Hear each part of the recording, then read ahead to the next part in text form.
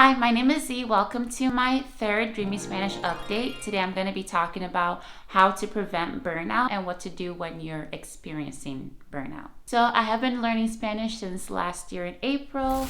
I started my Dreamy Spanish journey in August of last year, and I've been doing a speed run since December of last year. Now, within the Dreamy Spanish community, speed running is when you are trying to add a lot of hours onto your days so that you can try to learn the language faster and you're consuming a lot of content. It makes the process go faster, but it's also really challenging. The reason why I wanted to talk about burnout is because I had a bit of a life change since I started doing the speed running. I was originally working part-time and in the evenings, so I had a lot of time in the beginning and middle of my day to consume content. So I work as a backup person for payroll at my job, and there's a main person who's actually there full-time, but at the end of March, something happened with that person. So I had to kind of step in and start working more hours, and I was working earlier hours. Because of that, I had a huge change from being part-time and working in the evenings to being full-time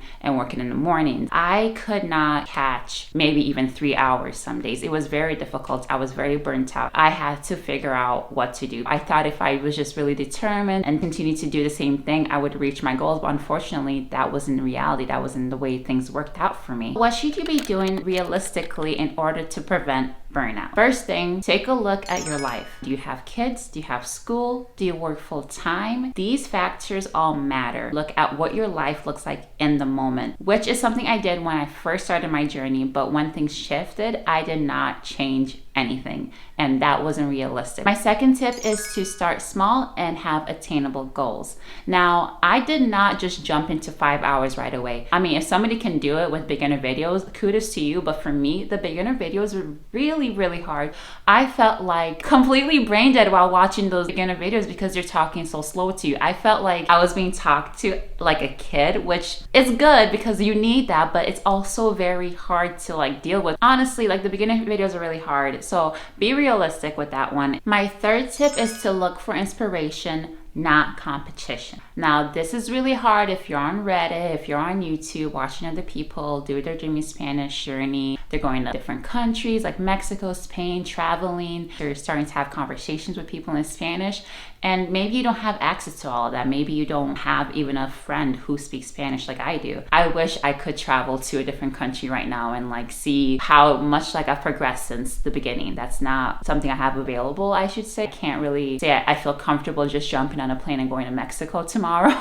If you start looking at something as competition, it might really freeze you and cause you to not continue the journey. It's really important that whatever you're consuming outside of Dreamy Spanish is beneficial for you as inspirations. You don't want to take the fun out of learning this language by competing and comparing yourself with somebody else. So what do we do if we are already burned out, like I was? I think a lot of it comes for me personally from perfectionism. Perfectionism takes the fun out of things. It makes me feel like I'm not doing good enough. It makes me take failures hard, and failure should not be taken hard. It should be taken as a lesson to either change your situation or to learn from it so you can do better next time. So my first tip for that is to stop and breathe. It's okay. You're not reaching what you needed to reach because you're tired. That's normal. That's human. You're not a robot. Remember that. If something is really challenging and gets too tough, if your body's not able to take something, it stops you. When you're at the gym and you're working out and you stress out your muscle too much, you're not going to be able to lift up a pound. So it's the same with our brains. I was overworking my brain, overworking my mind, trying to consume a new language, and I was pushing myself so hard, regardless of the fact that I was already tired from work after an 8-hour day. Of course I burned out. Give yourself a break. Give your brain a break. Calm down. It's okay. Life's not ending because you did not reach your 5-hour goal, okay? Life's not going to end if you didn't reach your 2-hour goal or your 30-minute goal. Life continues, and you're still going to learn this language. And I feel like this is probably obvious where I'm going with this. My second tip for this is to lower your expectations. Okay, let's lower our expectations. You know why? Because you're not reaching it anyways. Let's be realistic about it. You need to undo what you have been doing. It's okay to have to redirect your goals. I'm not going to be able to reach my goals in June, but I can probably reach my goals in summer still of starting to talk, and I'll be super happy when that happens.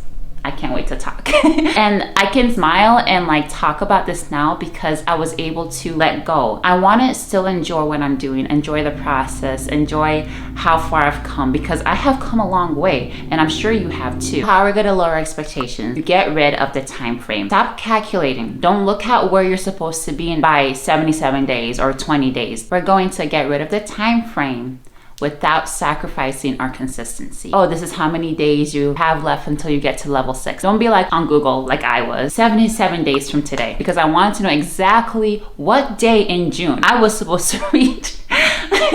And I literally watched as that date just went from June 6th to June 13th to June 22nd. Now I'm in July.